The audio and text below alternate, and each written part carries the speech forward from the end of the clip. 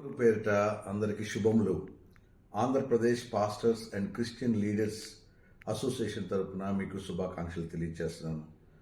ఈరోజు మీ ముందుకు రావడానికి గల కారణం ఏంటంటే, క్రైస్తవుల మీద దాడులను ఖండిస్తూ మనము ఒక కార్యక్రమాన్ని చేయాలని ఆలోచన చేస్తున్నాం. మీ అందరికీ తెలిసినట్లే ఛత్తీస్గఢ్లోని దుర్గ్ రైల్వే స్టేషన్లో వందనా ఫ్రాన్సిస్ని అలాగే ప్రీతి మేరీ అనే ఇద్దరు నన్స్ని అన్యాయంగా బజరంగ్ దళ్ వారు ఇచ్చిన కంప్లైంట్తో అరెస్ట్ చేయడం జరిగింది. మేము దానికి గాను దేవుని చిత్తమైతే సోమవారం మీడియా సమావేశం నిర్వహించి అలాగే మన సేవకులందరి తరపున ఒక ర్యాలీ నిర్వహించాలని మేము ఆలోచన చేస్తున్నాం. దీని అందరికి కూడా ముందుగా మనకు ప్రార్థనలు అవసరం.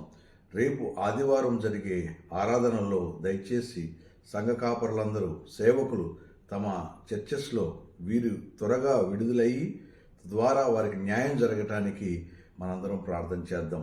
ఎవరైతే వారి మీద దాడి చేసి అరెస్ట్ చేపించారో వారి అందరి మీద కేసు కట్టి మరియు చట్టపరమైన చర్యలు వారి మీద తీసుకొని ఈ నన్స్కి అలాగే క్రైస్తవుల మీద జరుగుతున్న దాడి గురించి మీ ప్రార్థనలో జ్ఞాపకం చేసుకోండి.